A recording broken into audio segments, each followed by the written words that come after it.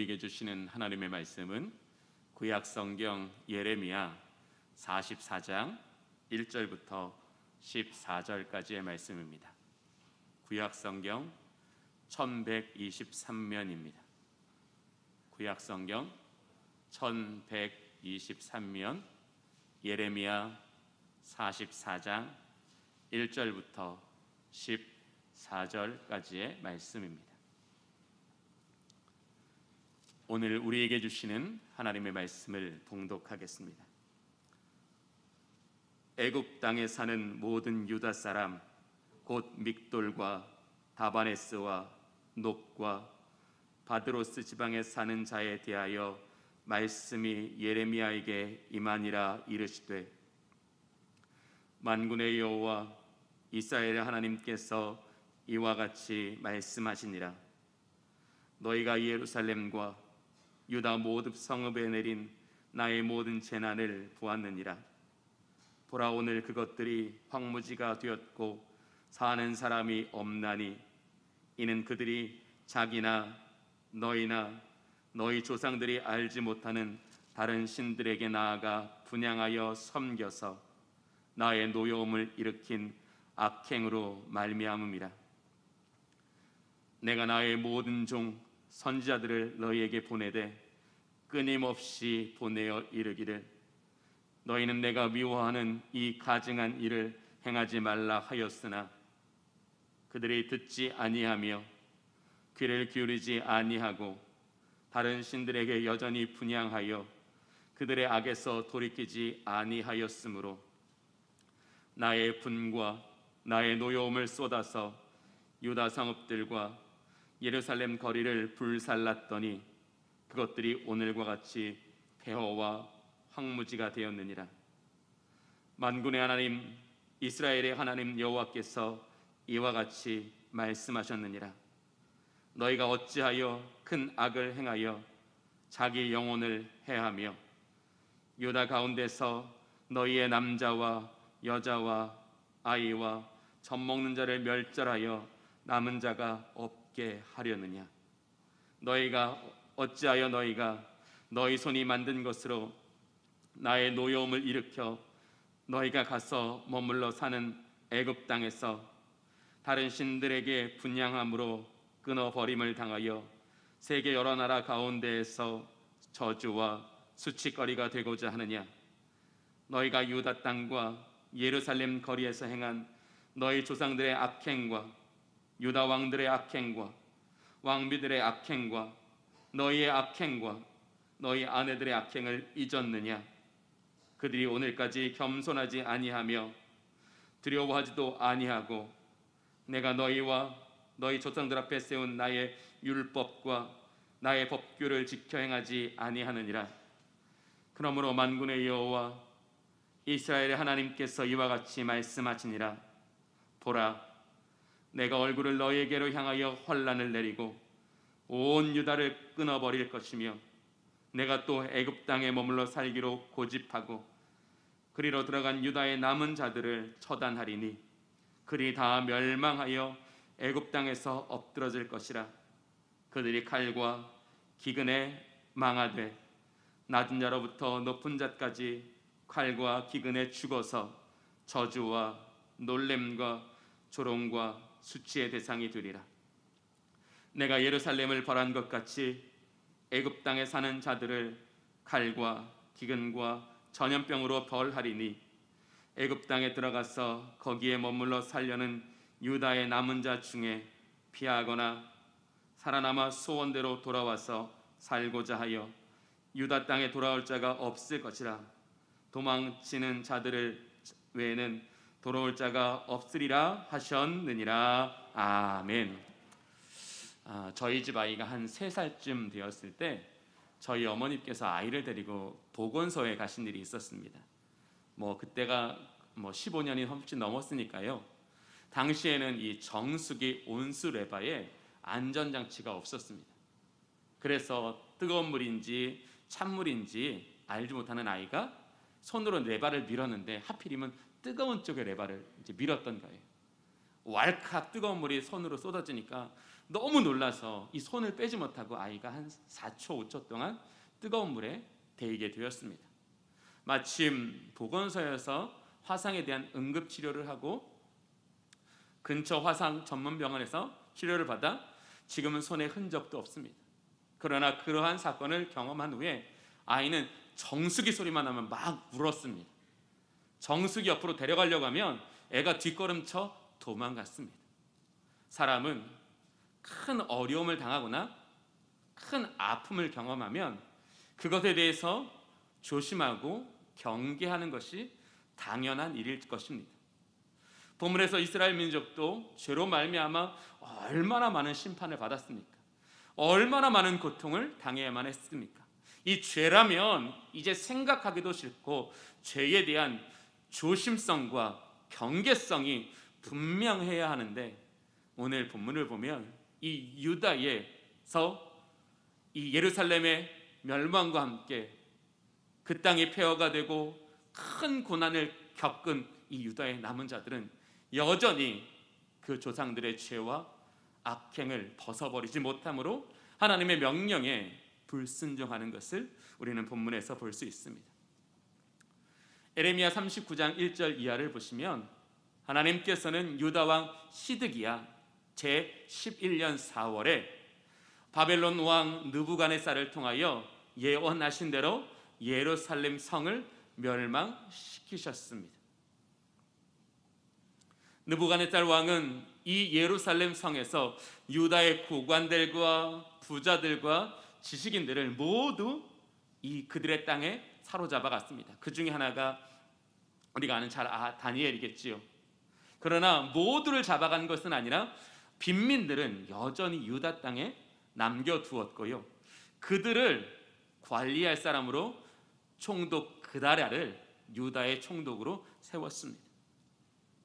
그러나 이 에레미야 42장을 보시면 당시 왕의 장관이었던 이 이스마엘이라는 사람이 우리가 여전히 이 바벨론의 집권하에 있다면 언젠가는 반드시 죽게 될 거다라는 두려움 때문에 남은 유다 백성들을 선동하여 애굽으로 내려갈 것을 계획하였습니다.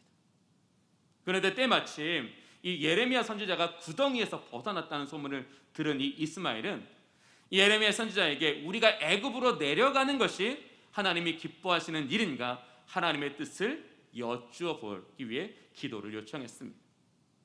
예레미야는 이스마엘의 요청을 따라 하나님께 간절히 기도하였고, 예레미야 42장 10절에서 하나님께서는 이 이스마엘과 유다의 남은 자들 향하여 애굽으로 내려가지 말고 유다에 남아있으라고 분명하게 명령하여 주셨습니다. 그러나 하나님께서는 명령만 주신 것이 아니라 에레미야 42장 10절 이하를 보면 그들이 유다 땅에 남아있을 때에 하나님께서 그 땅에 내리신 재난을 거두시겠다고 말씀하셨습니다. 그들이 본 그 고통을, 그 어려움을 유다 땅에 남아있는 동안에는 다시는 경험하지 않게 하시겠다고 약속하셨습니다. 또 하나님께서 유다 백성들과 함께 계셔서 이 바벨론 사람들의 무서운 손으로부터 그들을 건져주시겠다라고 약속하셨습니다.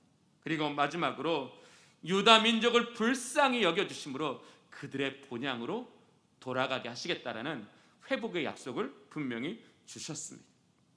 그러나 이스마엘과 남은 유다 사람들은 하나님의 말씀에 순종하지 않고 자신의 안전과 자신의 목적을 위하여 여전히 이 우상을 섬기는 애굽을 택하여 그리로 불순종함으로 내려갔습니다. 오늘 본문 예레미야 44장 1절부터 14절까지는 이렇게 하나님의 말씀에 불순종하여 애굽으로 내려간 유다의 남은 사람들을 향한 하나님의 심판과 예언의 메시지입니다. 본문 1절부터 10절까지를 보시면 가장 많이 등장하는 단어가 나옵니다. 제가 아까 성경을 읽으면서 엑세트를 꽉꽉 줘서 읽었습니다. 잘 읽으셨다면 이게 무슨 단어인지 금방 생각나실 겁니다. 바로 악과 악행이라는 단어입니다. 이 예레미야 44장에는 이스라엘 민족, 특별히 유다 민족이 저질렀던 악행을 세 가지로 분류하고 있는데, 첫 번째는 사람의 손으로 만든 우상에게 분향하는 우상 숭배의 죄입니다. 두 번째는 하나님께서 미워하시는 그 가증한 일을 버리지 아니한 죄입니다. 세 번째는 하나님의 말씀을 듣고도 그 악에서 돌이키지 않은 죄였습니다.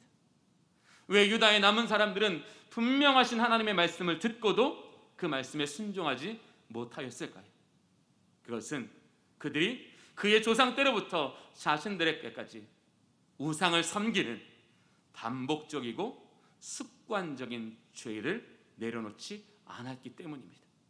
그들이 죄로 말미암아 그 마음이 황폐하여져 하나님과 멀어졌기 때문에 그들의 양심이 무너지고 그들의 생각이 무뎌지며 그들의 모든 판단이 죄에 치우쳐 있었기 때문에 오늘 이렇게 분명하신 하나님의 말씀을 듣고도 그들은 순종할 수 없었던 것입니다. 하나님은 오늘 본문의 말씀을 통해서 왜 저와 여러분이 죄로부터 돌이키는 삶을 살아야 하는 것을 이야기하고 있습니다. 그 첫 번째는 우리가 죄의 영향력 아래 있을 때 우리는 하나님의 말씀을 이해해도 순종할 수 없기 때문입니다. 여러분은 이 설교의 자리에서 하나님의 말씀을 들으십니다. 그리고 그 말씀의 내용이 무엇인지 압니다. 그리고 이렇게 하면 하나님께서 이렇게 하시겠구나라고 이해합니다. 그러나 순종할 수 없습니다. 즉 죄의 영향력 아래 있는 사람은 그 말씀은 듣기는 들어도 그 말씀에 순종할 수 있는 그런 능력을 상실한 사람이다라고 이야기하고 있습니다. 또 죄의 영향력 아래 있는 사람은 하나님의 뜻보다 나의 생각을 앞세우게 된다라고 이야기하고 있습니다. 오늘 이 유다에 남은 사람들은 어떤 사람들이었습니까? 하나님께서 그 예언하신 것 같이 예루살렘을 황폐하게 하는 것을 눈으로 본 사람들입니다. 하나님의 능력이 임하시는구나, 하나님이 그 약속하신 것을 성취하시는구나, 그 하나님의 능력을 분명히 경험한 사람들이었습니다. 그 능력을 경험하신 이후에 하나님께서는 이들에게 똑똑히 말씀하셨습니다. 애굽으로 떠나지 말고 이곳에 남아있으라. 그것은 신실하신 하나님의 약속의 말씀이며 회복의 말씀이었습니다. 분명 그들이 이 하나님의 말씀을 들었고 이해했습니다. 그러나 이들은 순종할 수 없었습니다. 왜일까요? 그 말씀을 들었지만 그 말씀이 그들 안에 있는 불안이나 염려를 이길 수 있는 확신과 감동이 되지 않았기 때문에 그렇습니다. 왜 우리가 하나님께 들은 말씀을 순종하지 못합니까? 이해하였으나 그 말씀이 내 안에 감동되어 나로 하여금 하나님께 순종할 수 있도록 내 속에서 뜨거워지지 않았기 때문입니다. 또 내가 그 말씀을 들어서 그렇게 사는 것이 하나님께서 기뻐하시는 것을 알지만 여전히 내 앞에 있는 문제와 현실적인 고난에 가로막혀서 그럼에도 불구하고 하나님의 뜻보다 내 생각대로 살아가는 것이 바로 죄의 영향력 아래에 있는 사람의 삶입니다. 하나님은 오늘 본문의 말씀을 통하여 죄의 영향력 아래에 있지 않고 성령의 다스리심을 통한 순종과 축복의 삶을 위해서 우리가 돌이켜야 할 것이 무엇인가에 대해서 두 가지로 이야기하고 있습니다. 첫 번째, 하나님께서는 우리가 죄의 영향력이 아닌 성령의 다스리심 안에 살아가기 위해서 반복적이고 습관적인 죄로부터 돌이켜야 한다라고 말씀하고 계십니다. 이스라엘 민족은 무려 40년이 넘게 선지자들을 통한 끊임없는 심판과 회복의 메시지를 들었습니다. 그렇지만 죄로 인하여 황폐해지고 완악해진 그들의 마음은 여전히 죄에서 돌이킬 수 없었습니다. 이처럼 그들이 하나님의 말씀을 듣고도 그 말씀에 순종할 수 없었던 것은 4절에서처럼 그들이 신들에 나아가 분향하는 반복적이고 습관적인 죄를 지었기 때문입니다. 9절에 너희 조상들의 악행과 유다들의 악행과 같은 그 악행을 내려놓지 못했기 때문입니다. 우상 숭배라는 반복적이고 습관적인 죄를 저질러 그들이 하나님으로부터 단절된 인생으로 살아왔기 때문에 그들은 하나님의 말씀을 이성적으로 들을 수는 있지만 성령의 감동으로는 들을 수 없었던 것입니다. 하나님과의 단절은 하나님의 보호와 인도를 받지 못하는 것입니다. 폴 틸리라는 신학자는 이것을 소외라고 얘기했습니다. 즉 하나님으로부터 단절된 사람은 하나님께로부터 소외되었다는 것을 느끼게 된다는 거죠.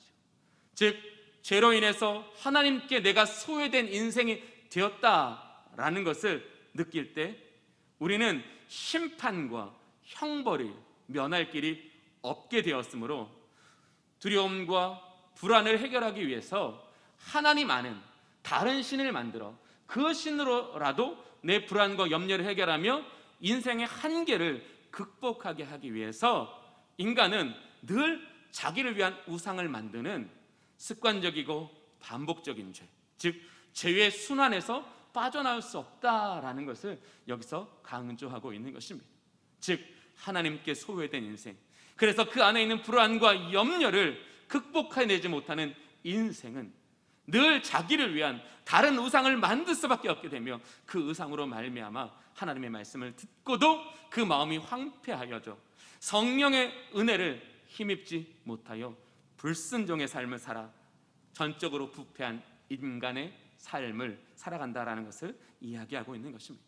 즉 죄로 말미암아 전적으로 부패한 인간은 하나님의 말씀에 순종할 수 없습니다. 전적으로 부패한 인간은 성령의 다스리심을 받지 못한다라는 것입니다. 로마서 8장 24절을 보면 뛰어난 신앙인이었던 바울 사도는 자신에게 이렇게 고백합니다.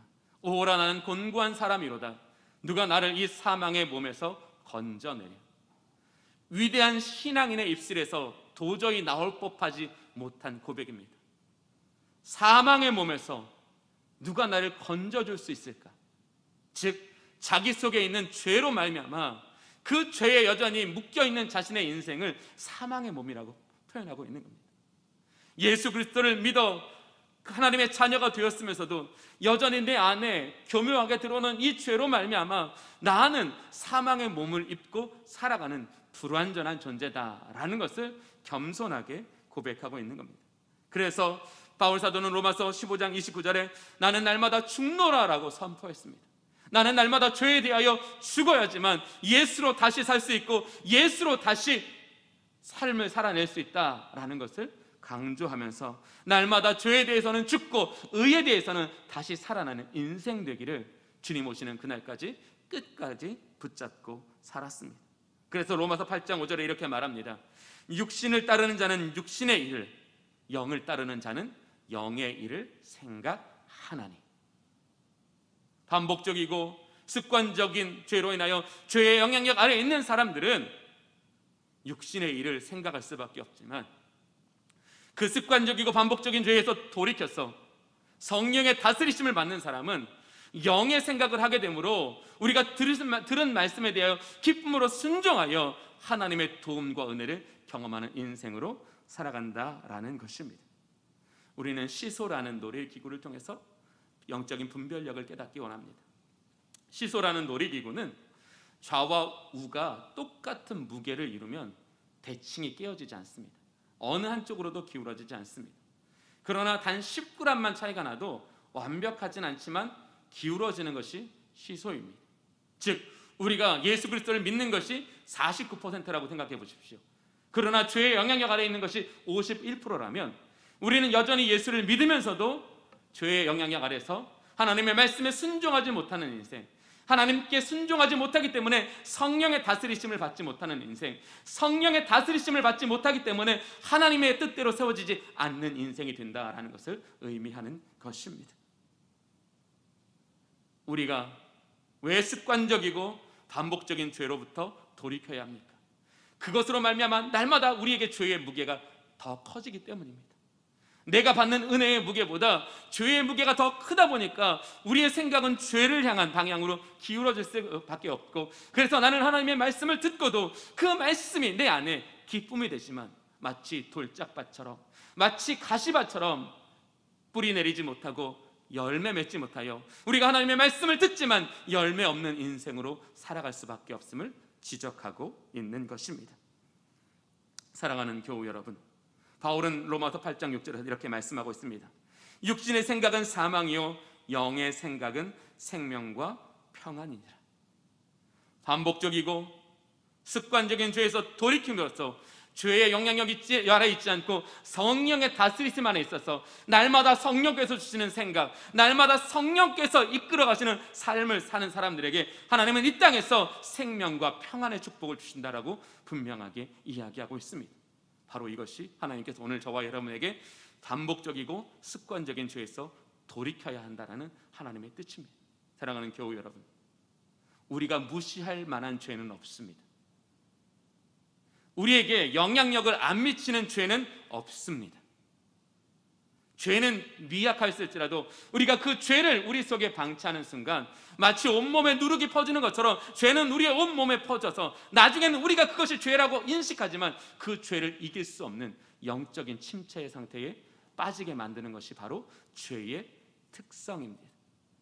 그래서 오늘 이 이스라엘 민족은 그렇게 죄로 말미암아 심판을 받았지만 죄의 영향력 아래 있기 때문에, 죄로 인하여 전적으로 무능력 상태에 놓여 있기 때문에 그 말씀을 듣고도 순종하지 못했고, 순종하지 못하니까 결국에는 자기의 안전과 목적을 위하여 애굽으로 내려가 거기서 우상을 섬기는, 이전에 행했던 그 악행을 애굽에서도 여전히 반복하는 죄에 사로잡힌 인생으로 살아가고 있음을 오늘 본문을 통해서 우리는 볼 수 있습니다. 그러므로 오늘 우리에게 주시는 말씀을 통하여 우리 삶에 매우 사소한 것일지라도, 때로는 우리가 이것이 죄라고 인식하지 못할 정도로 우리 안에 이미 굳어진 죄일지라도 그것을 하나님 앞에 회개함으로 돌이켜 성령의 다스리심을 통해서 하나님께서 주신 말씀을 통해 그 은혜로 세워지는 복된 인생으로 살아가는 저와 여러분이 되실 수 있기를 바랍니다. 두 번째, 우리에게 주시는 하나님의 말씀은 하나님의 사인에 돌이켜야 한다라는 겁니다. 오늘 본문에서 하나님께서는 유다의 남은 자들을 향하여 분명히 유다에 남아있으라는 사인을 주셨습니다. 명령만 주신 것이 아니라 우리가 그 명령에 순종할 때 하나님께서 어떤 은혜를 주시는지, 어떤 약속을 주시는지 분명하게 제시하고 있습니다. 왜 하나님께서는 그들을 향하여 유다 땅에 남아있으라고 하셨을까요? 비록 바벨론의 집권자들이 그 땅을 정복하여 있을지라도 하나님께서 그들에게 은혜와 자비를 베풀어 주심으로써 하나님께서 그들에게 은혜의 빛을 비춰주시기 위해서 그곳에 있으라고 하신 겁니다. 하나님의 말씀을 듣고 순종하였더니 유다의 관원들이 나를 어찌하지 아니하고 하나님의 은혜가, 하나님의 능력이 나를 도우시는구나, 내 생명을 지켜주시는구나, 그 은혜의 빛을 비추어 주시기 위해서 하나님께서는 그곳에 머물러 있으라고 하신 것입니다. 또 원수들의 손에서 보호하시는 하나님의 능력을 보면서 그들이 두려워할 것은 세상이 아니라 오직 하나님이시며, 그래서 하나님을 신뢰하게 하시기 위해서, 내가 이 땅에 남아있지만 하나님의 권능의 팔이 나를 보호하시니까, 하나님의 능력이 나를 붙드시니까 세상의 어떤 권세도 나를 무너뜨릴 수 없구나, 세상의 어떤 권세도 나로 하여금 믿음에서 떠날 수 없구나, 하나님의 손이 나를 보호하시는구나, 하나님의 손이 나를 붙들어 주시는구나, 그것을 경험하는 순간 우리에게 뭐가 생겨요? 신뢰가 생기지.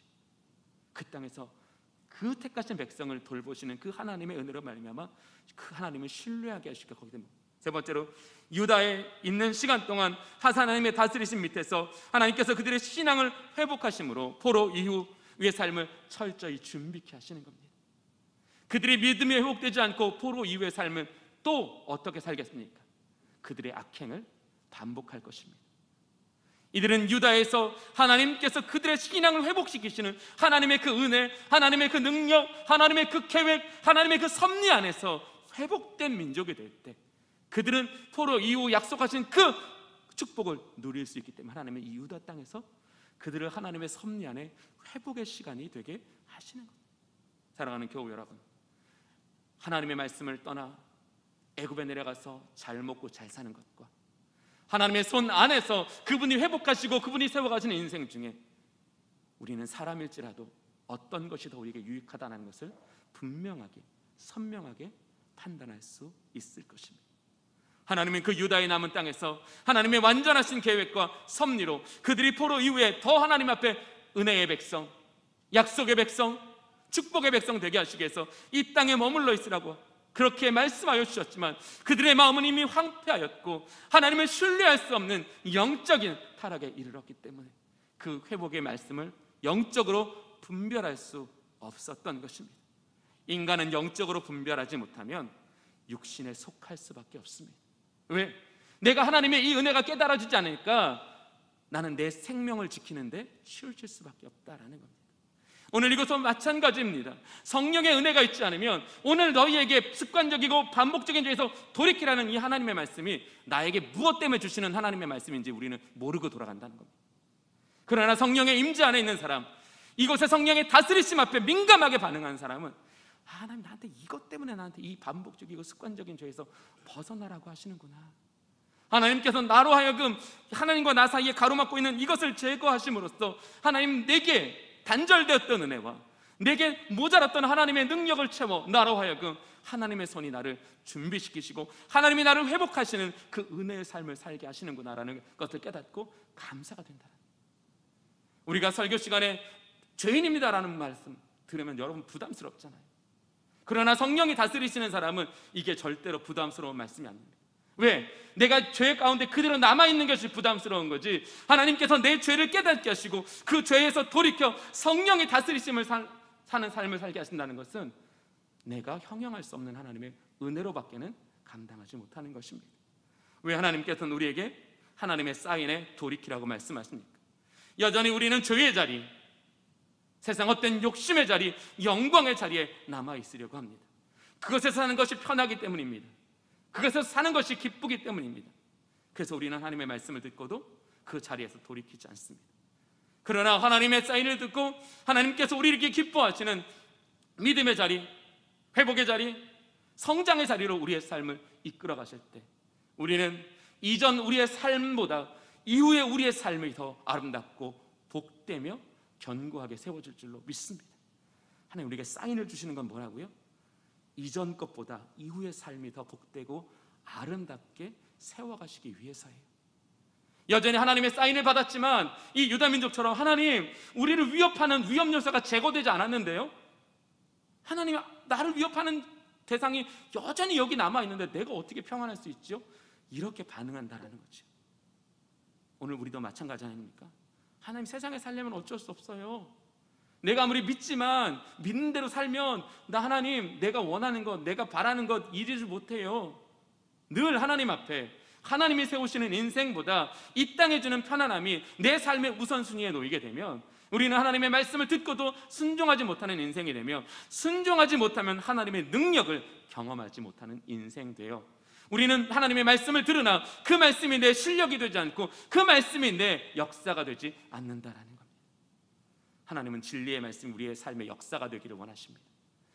우리의 삶이 그저 인간적으로 하루하루 사는 삶이 아니라 하나님의 말씀에 순종하여 하나님께서 만들어 가시는 역사가 되기를 원하십니다. 그렇게 하나님의 역사 안에 살아가는 사람은 어떻게 돼요? 넓어져요, 커져요, 채워집니다. 왜 우리가 하나님의 사인을 듣고 돌이켜야 합니까? 바로 하나님께서 우리를 넓히시기 위해서 성령의 다스리심을 받아 그 성령의 주권적인 은혜로 말미암아 우리의 인생을 넓히시고 우리의 인생을 높이시고 우리의 인생을 채워서 예수 믿기 이전보다 이후의 삶이 더 영광스럽고 복된 인생으로 살아가게 하시기 위해서 하나님은 오늘 저와 여러분에게 하나님의 사인을 듣고 돌이켜야 한다라고 말씀하고 있는 겁니다. 돌이킴의 은혜가 무엇일까요? 죄의 영향력 아래 있던 사람이 성령의 다스리심을 받는 삶을 살아가는 것입니다.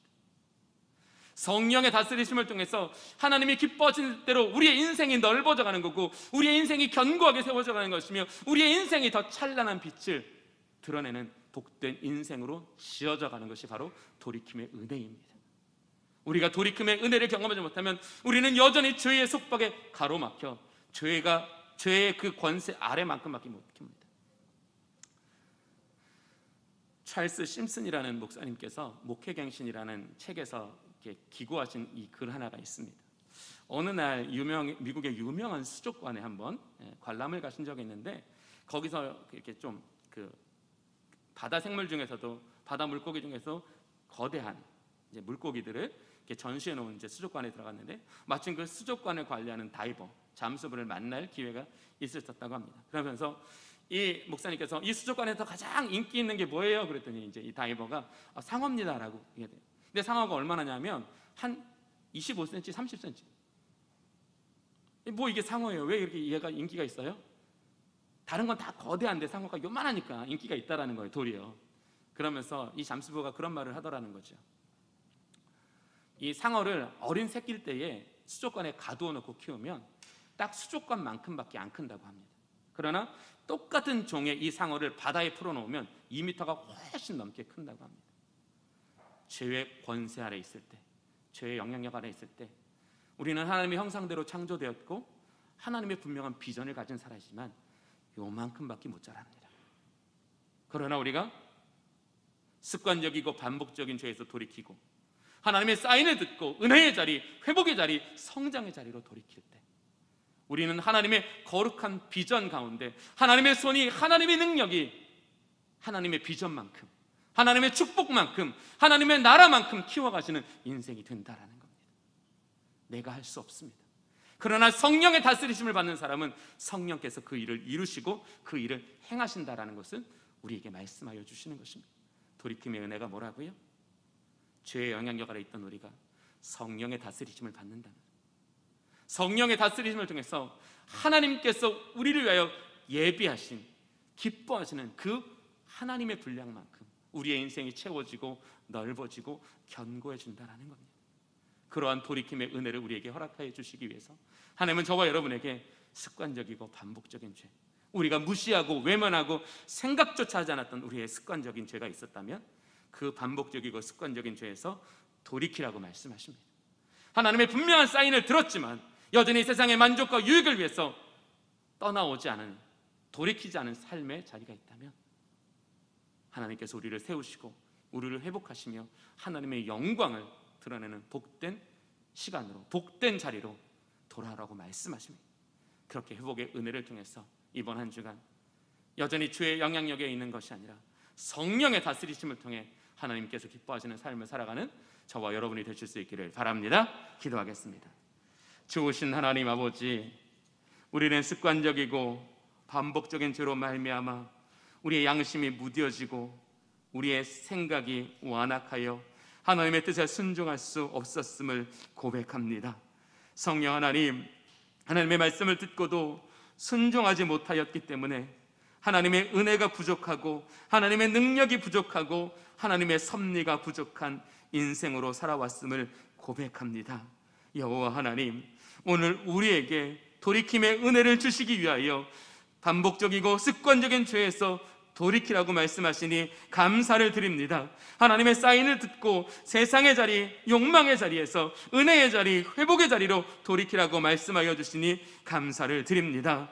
이제는 하나님, 돌이킴의 은혜를 통하여 주의 영향력 아래 있는 인생들이 아니라 성령의 다스리심 안에 살아가는 우리 주님의 교회 성도들이 되게 하여 주시옵소서. 성령의 다스리심 안에서 하나님이 기뻐하시는 그 뜻대로 키워져가는 인생, 확장되어져가는 인생, 견고히 세워져가는 인생 되게 하여 주시옵소서. 예수 그리스도의 이름으로 기도하옵나이다. 아멘.